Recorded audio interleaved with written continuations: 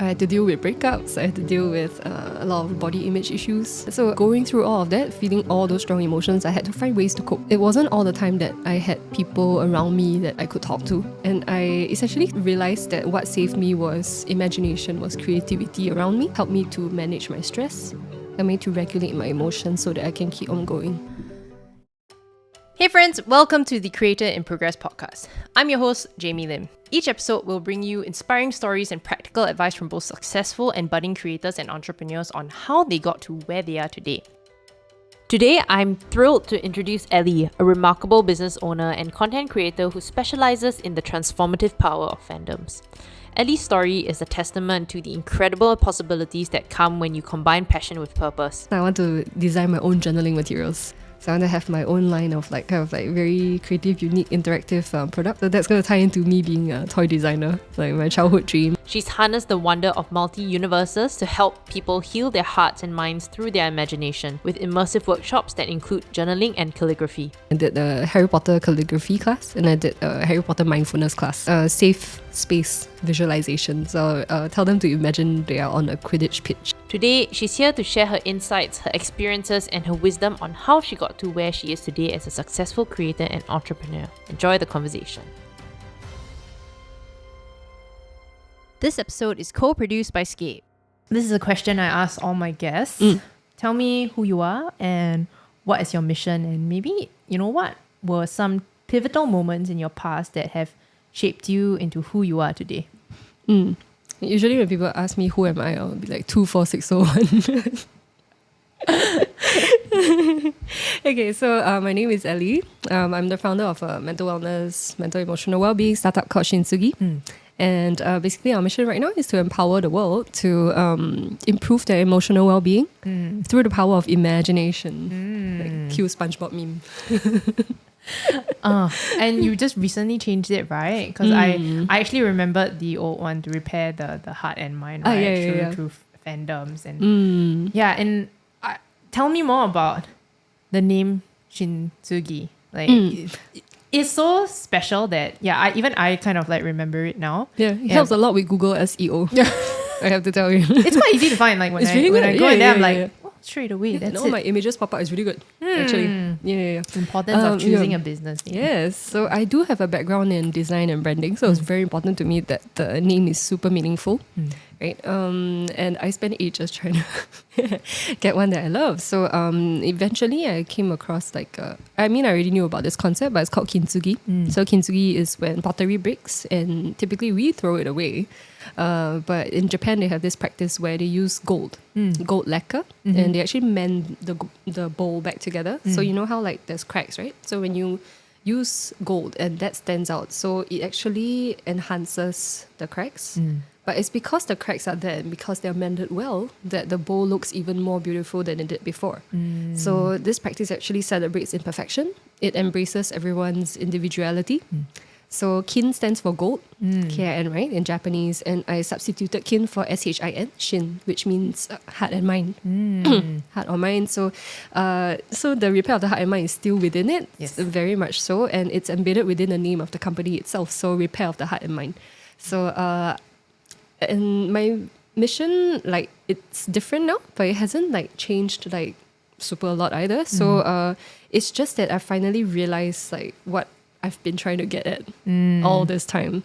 And it's very closely related to my own personal experiences, like you said. So emotional well-being in particular, it means that you understand emotions, you are able to manage and master your own emotions and regulate in a way that when you are facing life challenges, you're still able to be resilient, you're still able to regulate and keep going, essentially. That's kind of what it means. It helps you to connect better with yourself. It connects you better to other people around you and build stronger relationships. And relationships is such a critical part of our overall well-being. So that just helps with everything else, like physical, mental, emotional. It all is very tied together. Yeah. I think the relationship with yourself is the most important. Definitely. I've had guests on also who talk about the importance about knowing yourself, being okay with yourself, and learning to kind of love yourself as well. Yeah. So I think it's very interesting that you've come up with a whole business around it also. Yeah, I mean, there's many layers why I landed on this side, which is what we're going to talk about today.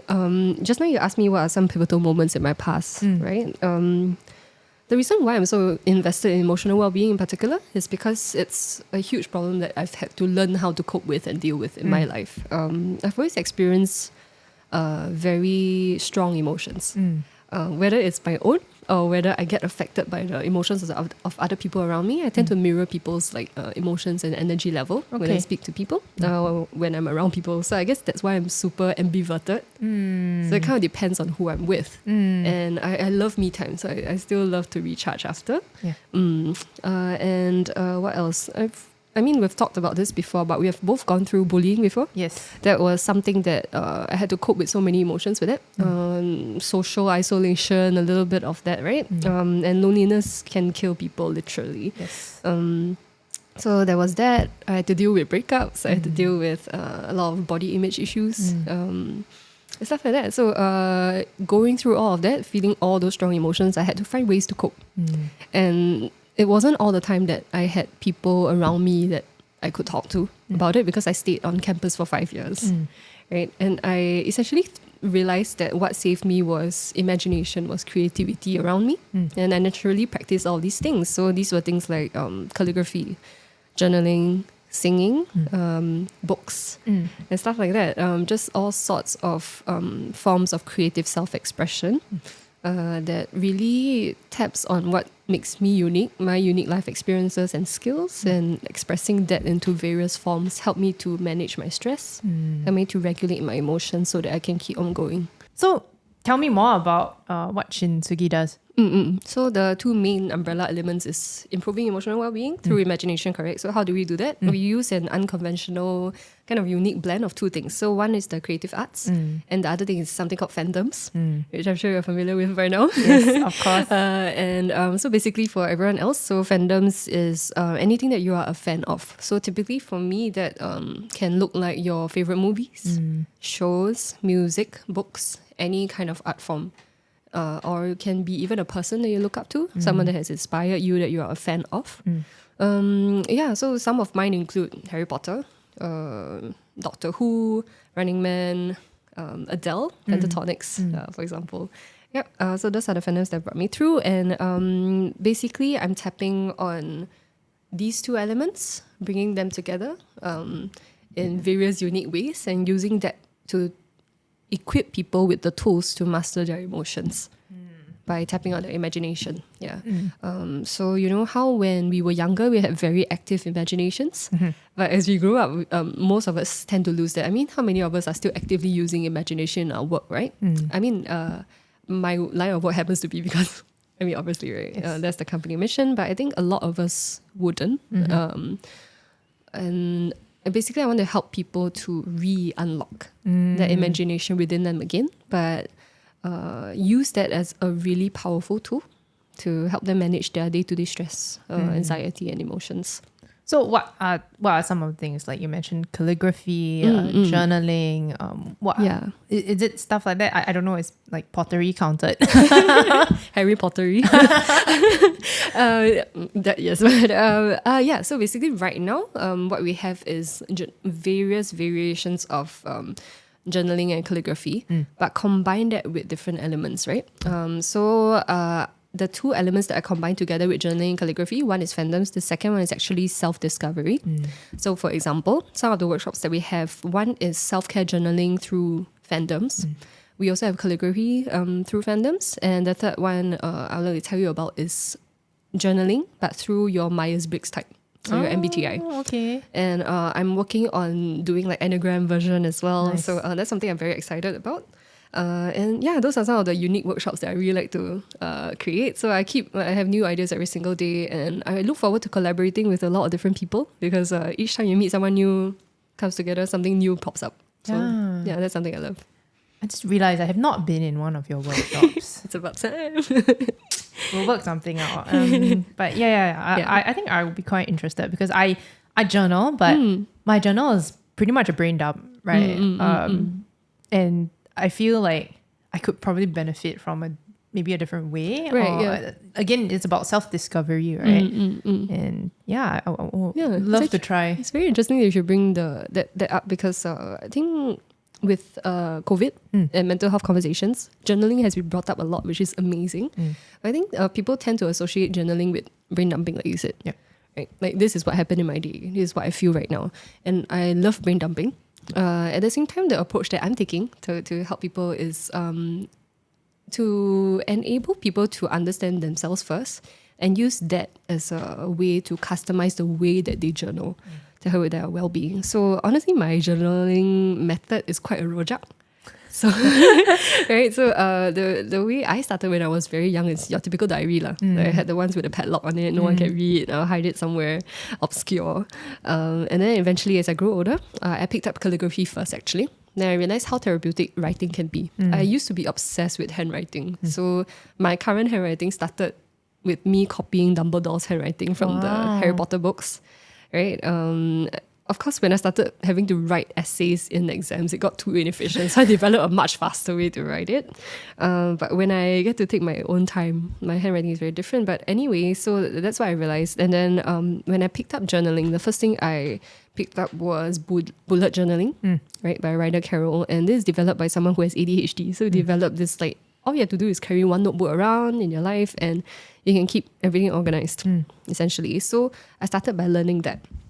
And then eventually, after testing it out for myself, I'm my own guinea pig. So I realized what things work for me, what things don't work. So I've taken the elements that work for me and incorporated a lot of other things that I've naturally been using all my life. So things like little doodles, using journaling materials.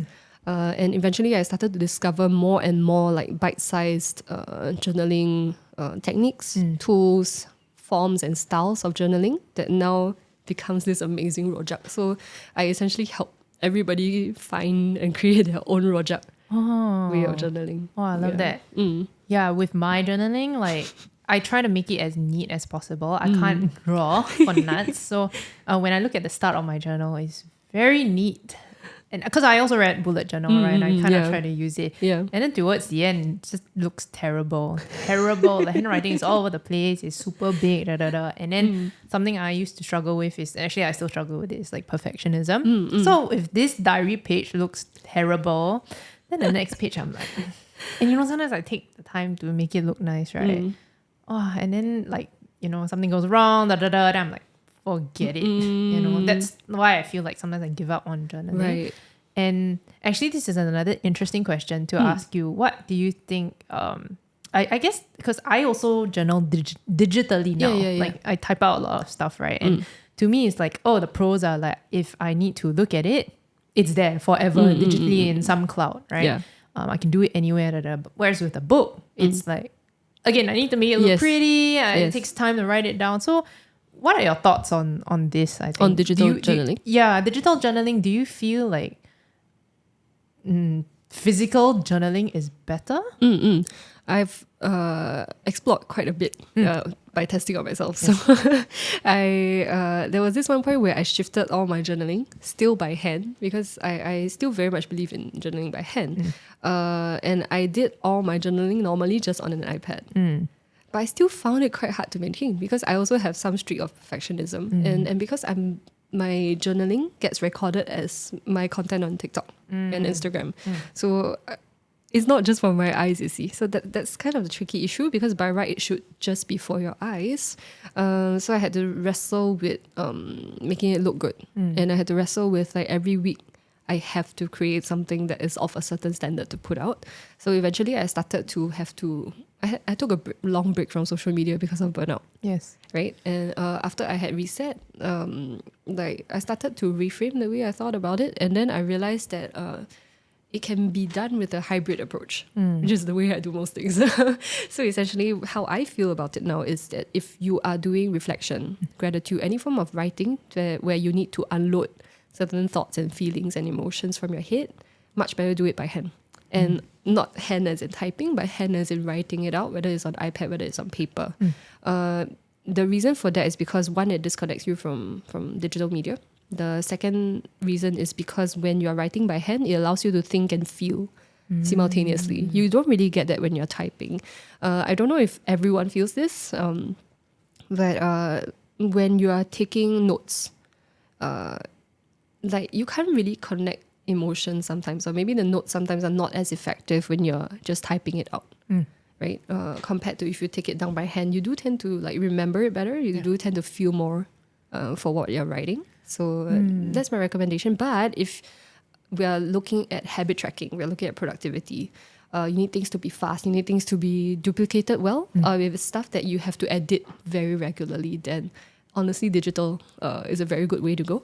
So I'm using a hybrid of that now. So like scheduling, I do it on my Google Cal. Then in terms of like other stuff, keeping track of my tasks, taking notes from meetings, I do it on Notion at the moment. And then whenever I need to pen something down, I use my notebook. So like you always have a notebook with you, but I guess the laptop and stuff. Yeah, so there's always an option, right? Because let's say you're really too stressed and all you have is either the notebook or the iPad, you can still do either. Okay, so tell me a bit more, like how did you get the idea to start this company? I mean, a number of reasons. The first one is I was in my previous job for about 4.5 years. And then one day, it teaches entrepreneurial education. I see. So in line with that, we found this hackathon. So I don't know if you've heard of it. It's quite famous. It's called Startup Weekend. And we went for the Singapore edition. So a few members of my company and my team at the point of time, we all went to different groups. And we joined. And then that experience was quite pivotal for me.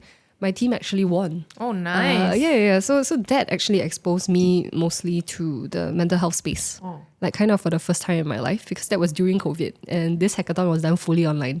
So we didn't sleep much, but at least I got to sleep in my own bed. And from that experience, after that, I started to really think about this mental health space. And I finally made this connection that whatever I wanted to do, like maybe it has led to me being in the mental well-being space. So mental health is a spectrum, right? So I wasn't so much connected to the treatment and diagnosis part of things, but I was very connected to taking care of your overall well-being. So that includes your emotions, that includes how you feel every single day. And then I thought about how I've always had to learn how to cope with my emotions. So that just became a very natural link. And at the same time, when I was younger, my dream job was to design toys, because I love toys. But eventually, as I grew up, I realized that the toys in Toys R Us or whatnot, they were getting very commercial. Or like maybe they started to look a bit the same, or like same standard colors or whatever. But me as a kid started to find them a little bit boring and repetitive. And then, so my dream was that I'm going to own a toy store when I get older, and every gadget and contraption and toy in there is going to be so unique and it's going to blow people's mind. I'm just somehow imagining like the Willy Wonka of like toys. But I'm not like with a moustache, everything. But and then I realized that in fact, I chose my course in university because I thought that would help me to design toys. And what was that course? It was called industrial design. Okay. Yeah, but in the end, I realized that it's much more about you need to look at ergonomics and practicality before you start to look at aesthetics in that line of work. So I realized that I was not a good fit. So I had to actually make the call to, after 1 year, change my course. So I went over to Faculty of Arts and Science, Comms and New Media, and within that, there's a track called Interactive Media Design. And then I also eventually took on a minor in entrepreneurship. So that's kind of what led me into startups. I knew I didn't want a 9-to-5 job. I knew I would die from the routine and stuff like that. So I exclusively applied to startups. Okay. So actually this brings me the story of how Harry Potter got me my first job. Wow. I don't know if I've told you this before. So how it happened is that me, with my Harry Potter resume, Marauders map, everything, I go and burn the edges to make it look cool. And I sent that out. And then I was scrolling through I was scrolling through a job platform with a lot of startups. And then I saw this like Harry Potter crest scrolling up into my page. And then it was a Harry Potter hiring campaign. Oh, wow. For a company that was like, excuse me. So I immediately went to apply. And then the way that I wrote my cover letter was in the style of Harry Potter. So I would say like I'm design trained and everything. I would, dear headmaster or headmistress, that's how I started. And then eventually along the way, I was like, I specialize in defense against Comic Sans and stuff like that. And the amazing thing is that I got a reply back and it was also in Harry Potter theme. I was like, I need to meet these people. So went out for the interview, got it on the spot, and then I was there for like 4.5 years. Nice. So my ex-boss is a Slytherin as well. By the way, we are all Slytherins yes, here. we're all Slytherin here. So that really marked a turning point for me. I learned so much in that job as well. I was a one-man marketing team when I started, even though I was hired as a designer. So I learned like everything at one shot. And then that played a big part in equipping me to then know how to, like, for example, what kind of branding and direction I wanted. Although it's always a journey, but it got me a very good start, essentially, to figure out what I roughly wanted to do and how to kind of like just jump in. Like it was quite difficult to make a decision to do it on my own. A lot of people will say that you should get co-founders, and it makes a lot of sense. At the same time, my dad inspired me because he's a solo founder. And he's been running his consultancy for like 20 years. So knowing him, having him in my life, made me realize that it's going to be okay. So that's how I just jumped out. So I think whenever you start a business, right, you have to do all the like validating of ideas, identifying a target audience. And so I'm very curious to know for you, what kind of methods did you use to kind of validate your approach? You know, did you know that you already have this set of audience who would resonate with your, I call it healing content, I guess. Right. I mean, I tested it in a number of ways, but no, honestly, the biggest guinea pig is me, like myself, because I'm essentially tapping on the things that I've learned in the last like 20, 30 years, right? And how that helped me with my emotions specifically. So I guess I'm a good test subject because of the emotions that I feel, right? So I look back on like what were the biggest obstacles in my life, and how did I get past them? What got me through them? And I mean, aside from journaling and calligraphy, right? One of the biggest for me was actually singing. Discovering music again. Singing has been a roller coaster in my life because I was in choir. I loved singing as I grew up. I always sang I wasn't afraid of singing in front of anybody. And then all it took was one failed choir audition in like secondary school. And then I lost all my confidence. I thought that I couldn't sing anymore. I no longer sang at home, and I just kind of lost that connection. And I went into sports for the next 6 years. It wasn't until I got into university, stayed on campus, and then the choir auditions and a cappella auditions came up. That changed my life. Like auditioning for the a cappella group really, really changed my life. At the same time, like, essentially singing is just my biggest form of emotional expression. Every time I'm stressed, there's always a song for it. There are certain songs I can't sing without tearing up. For example, You'll Be My Heart by Tarzan. It just gets me right from the start. I don't know why. Like, come stop your crying, it'll be alright. Just something about the lyrics and the emotions in the music. Singing helped me get over stage fright. And it's just something I can turn to as a very powerful channel, and I hope to like share this with other people as well. That's my dream to incorporate music as well into my workshops. Actually, that would be quite interesting. Yes, I guess with my own potential business as well. I am using myself as a guinea pig also. I do send out surveys and stuff also to try to see if there is a target audience out there. But I think as a one woman show, sometimes it's quite hard, right, to get a very good idea. So I'm like, just go and do it, lah. You know, what do you have to lose, right? I'm really working on that right now. Like, there's no perfect version, correct? Right, so it's better to put something that's like 70-60% out there than like not put it out. So I'm really trying to do that now. And I realized I didn't tell you like who are my other guinea pigs. To start with, I got a couple of friends in, and I got my friends who are Harry Potter fans as well, because that's my expert subject matter. So I ran 2 classes for them. I did a Harry Potter calligraphy class, and I did a Harry Potter mindfulness class. So for example, mindfulness was very interesting for me. Safe space visualization. So tell them to imagine they are on a Quidditch pitch. Wow. And then take them through like the 5 senses, kind of like imagine yourself flying, what are the things that you see, smell, touch, and so on. So that was a very interesting class for me. And I took in all their feedback and then I moved forward with it. But like one thing I've had to deal with from the start doing fandoms is all these copyright issues. So essentially what I do is that I'm not selling like a Harry Potter workshop and stuff like that, right? Obviously that's the dream. Hi Warner Brothers. But so for now it's just in general. I teach you to adapt journaling and calligraphy to the things that you resonate with, the stories and the music and all. You decide it, I don't decide it for you. So you pick whatever. I just help you with certain frameworks and methods to adopt that into your self-care. So I think you also mentioned that you are a creator also, right? And I think content creation is really I see it as a subset of any sort of business, right? Especially now. Yeah. So I'm curious to know, when did you start investing into creating content for Shinsugi, and how much of your time do you actually spend on it to market your business? When I first started out, so I was tapping on that branding expertise. I was doing your normal, like they look good, but like it wasn't anything like super exciting yet. So it wasn't until, in fact, at the point of time, I didn't even have a TikTok account. Okay. Right. It wasn't until I discovered there was this like ad that popped up or something, and it said TikTok was calling for youth to volunteer as mental wellness content creators and be trained in that and be able to create that. So I signed up, and that was what made me download TikTok. And then that really kickstarted my short form content creation journey and starting to learn about that and use that in my own business as well. So currently the Shinsugi TikTok account is still very much in its infant stages, but I'm moving towards that. I've been channeling a lot of my energy into building my personal account first.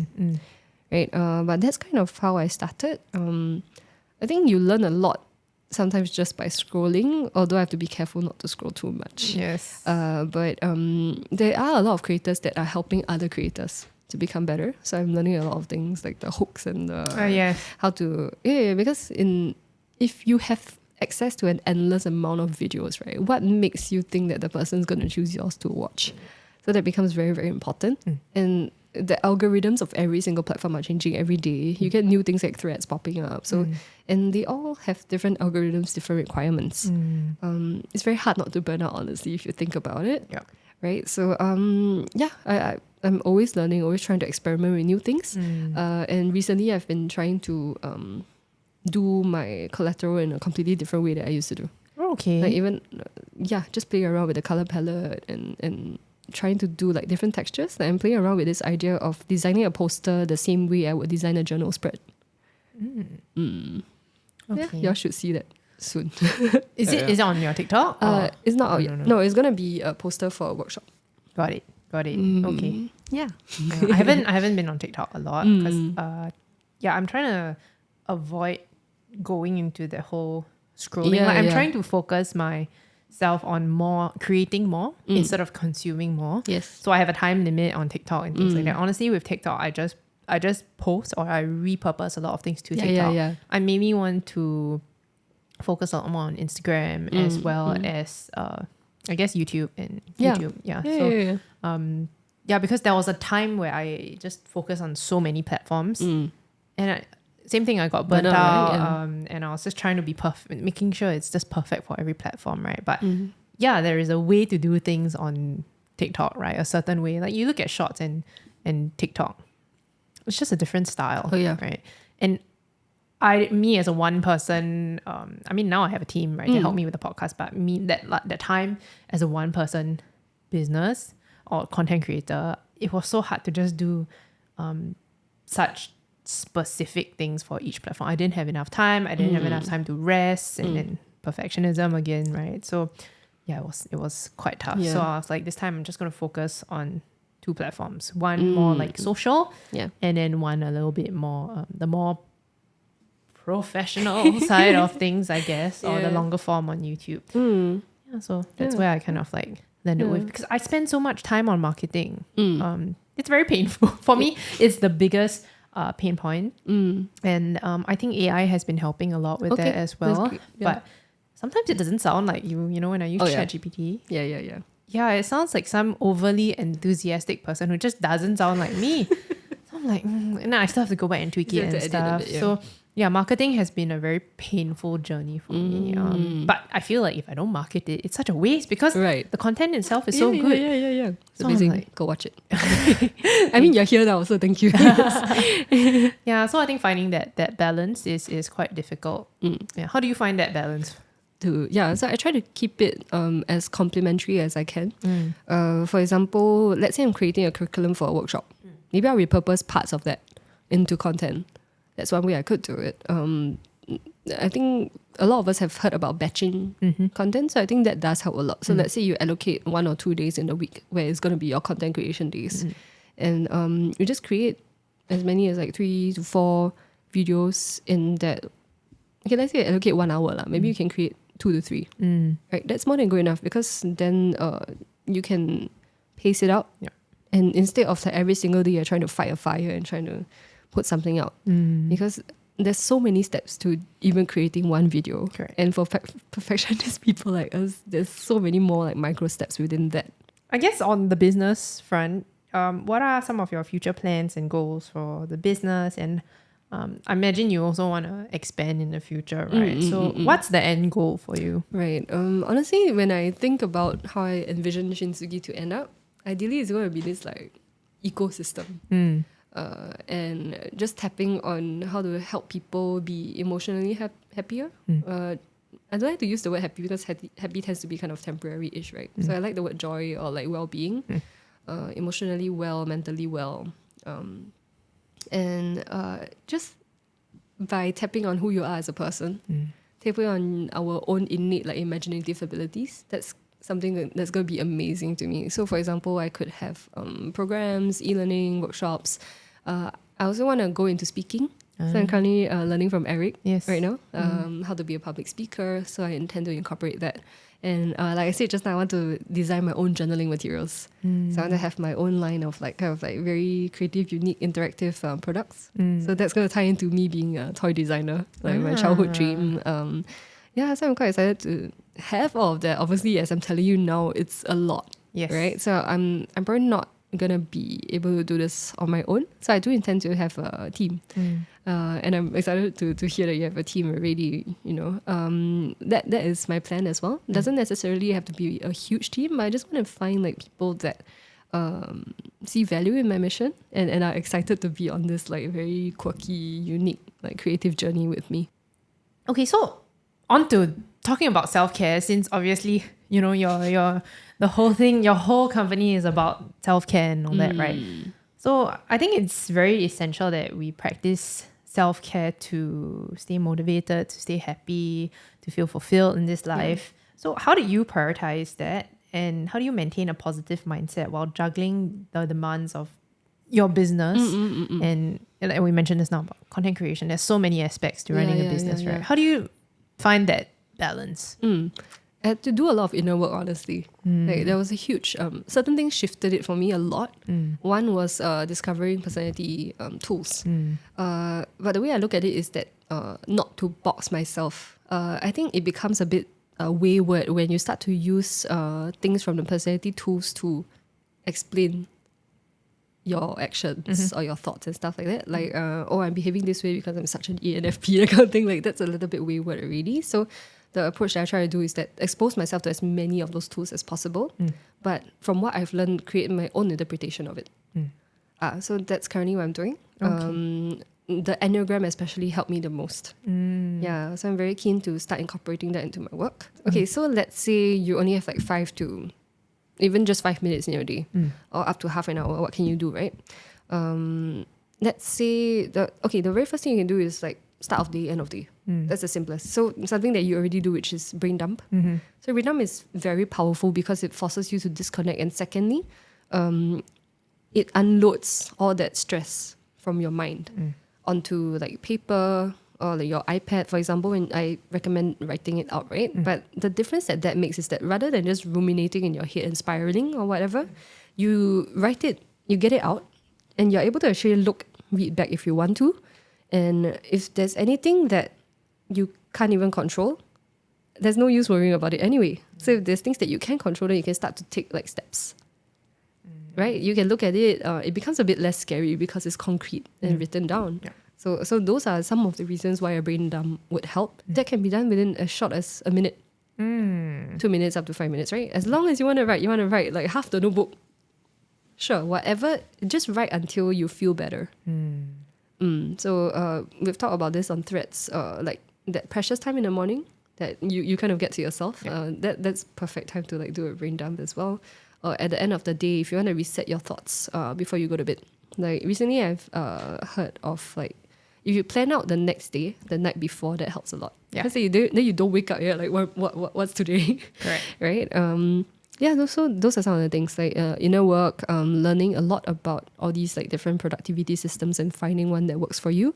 At the same time, this is essentially the crux of what I'm teaching in the classes. So I'm equipping you with skills like journaling or calligraphy, or even music.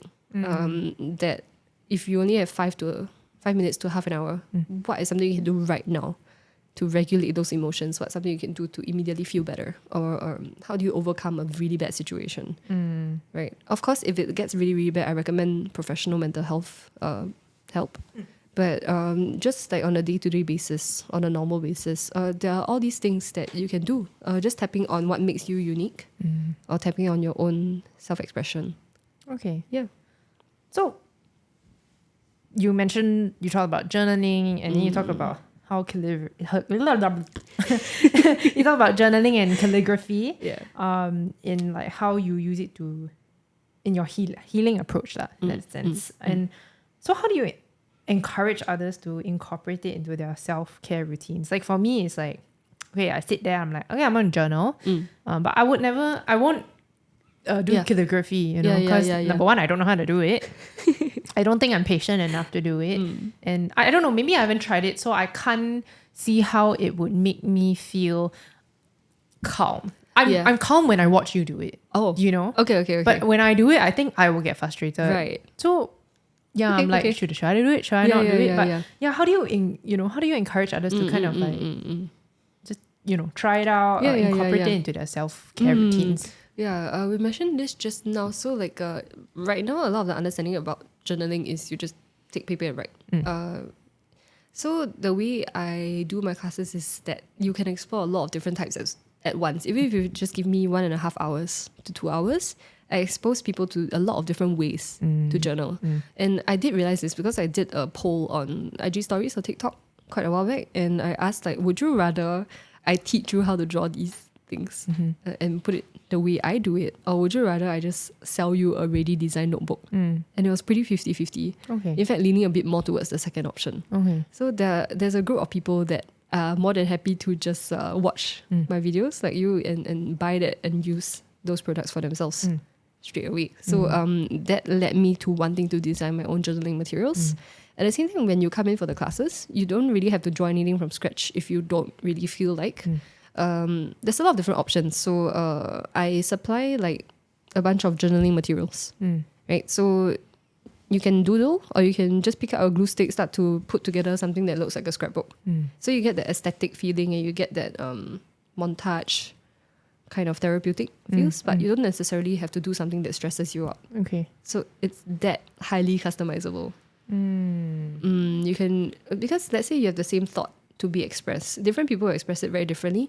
Some people will find a song that speaks to them. Some people are going to write it out. Some people are going to scrapbook and create an art piece. Some people are going to doodle.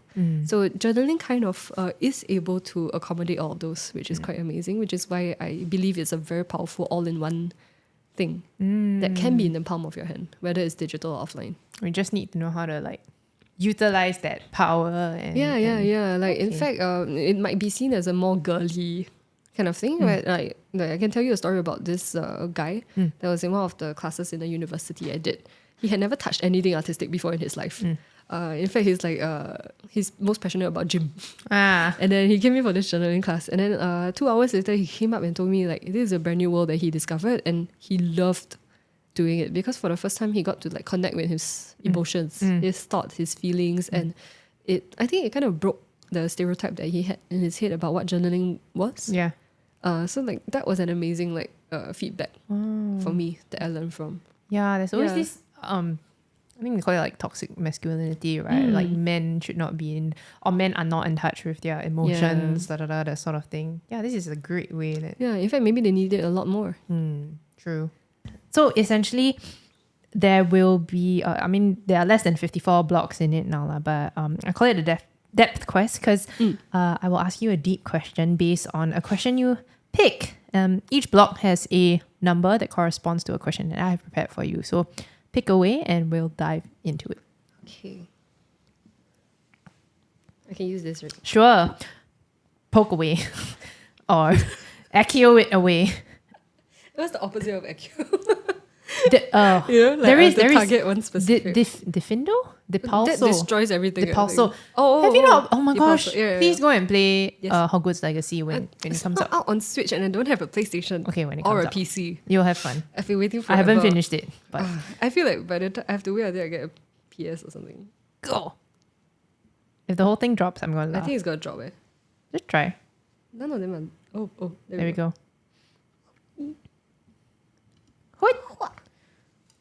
46. 46. Turn to page 46. 390. 346. Okay. Oh wow. This is it's quite apt Okay. since we're talking about self-care and all that. So the question is, how do you approach the process of self-forgiveness and letting go of past hurts? Okay, self-forgiveness. I translate that right now to self-compassion. Okay. And honestly, it's super, super important because a lot of the times, and much more so for people with certain personalities, right? You tend to be a lot harder on yourself. Yes. And a lot of us are our own biggest critic, right? I struggle with this inner critic thing, and I also struggle with external validation. So it's like both worlds I have to kind of like deal with that. I mentioned just now, but like the Enneagram was actually the one that kickstarted this whole thing for me. I learned about the Enneagram the same time that I went through intensive kind of like self-discovery with my investor company. So my investor company, they work on the founder. So they help develop you as a person, make sure that your life mission is very closely tied to your company mission. Right? And I think it was kind of these two things in general because both of these dived deep back into my childhood. As early as the ages of 0 to 2 onwards. Wow. So we did it in like groups of age.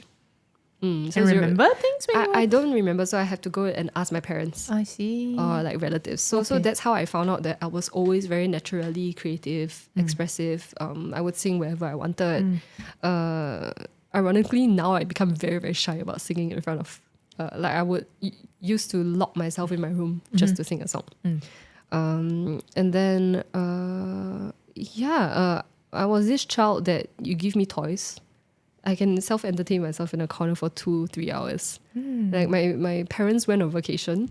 I was with my relatives. I didn't notice they were gone until 2 or 3 days later. By the time they were almost home, they bought me this like kaleidoscope. I still remember. So I had to do a lot of childhood, looking back into my childhood. Yeah. How the life experiences, encounters with different people, what I learned from different people, how that shaped me into who I am today. And that helped me a lot in practicing self-compassion because like I'm someone that used to be very reliant on external validation. Right? So if someone is a little less friendly to me or if someone says something that is not the most positive to me, I used to take it in a way that I've done something wrong. Or there's something, and then I had to slowly learn to first distance myself from that need for that validation, but I also had to learn to forgive myself and detach myself from all these feelings. Because it got really, really hard, right? Especially in like friendships, like as you start to grow older, you start to see friendships distance and die out, and you start, and you really need to put up that work to keep the very precious and quality ones you have, like going. So that's something I really had to learn, and I think it all came together because honestly, the better you are able to understand and connect with yourself, the better, the kinder you are to yourself as well. And people can feel it when you're confident in yourself, when you love yourself. Right. it wasn't Emma Watson that was like, if not me, then who?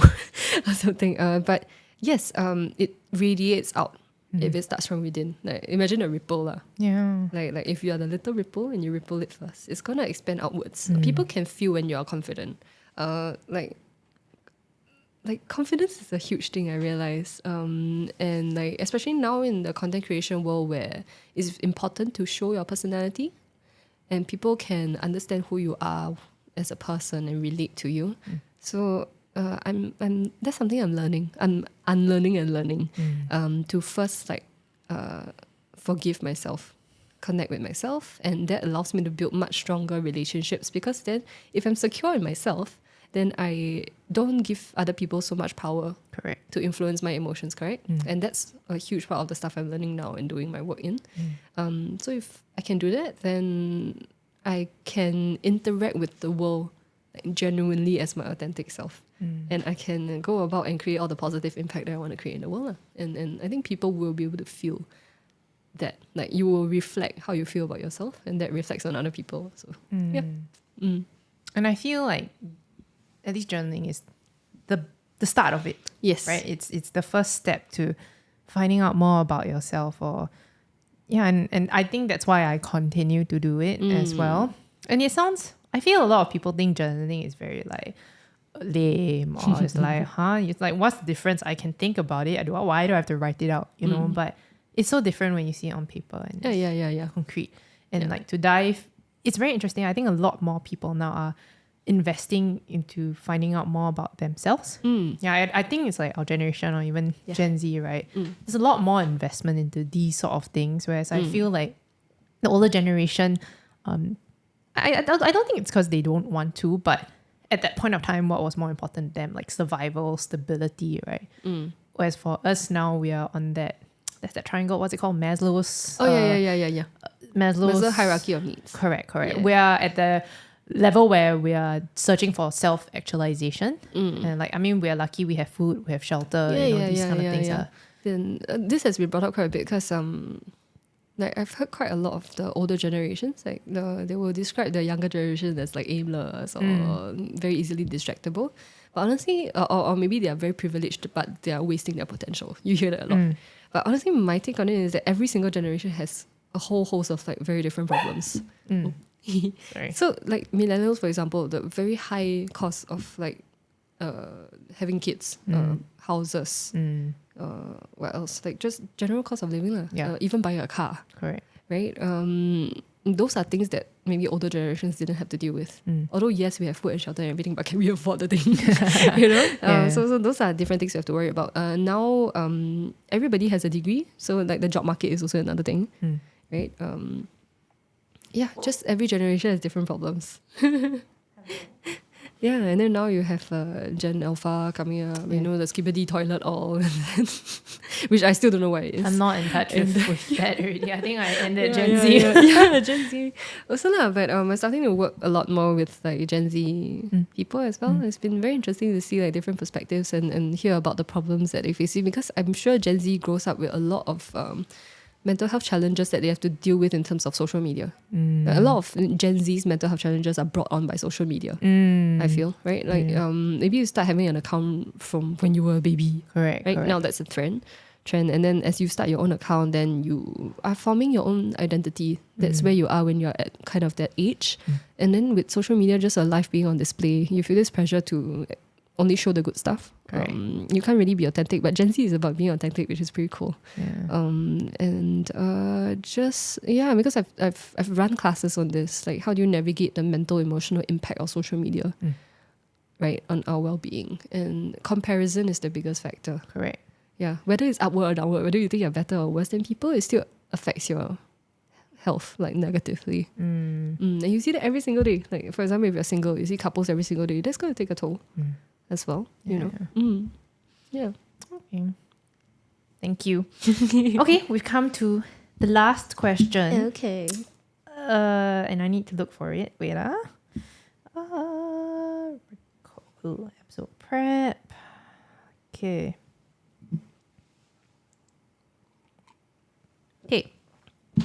Final thoughts. for aspiring business owners or content creators looking to make a positive impact on mental health and well-being, whether it be through fandoms or other creative outlets, right? What advice would you give them to get started? Yeah, I'm gonna go back to inner work on this Okay. because I feel what has kept me going the most is that my life mission ties very closely to the work that I do.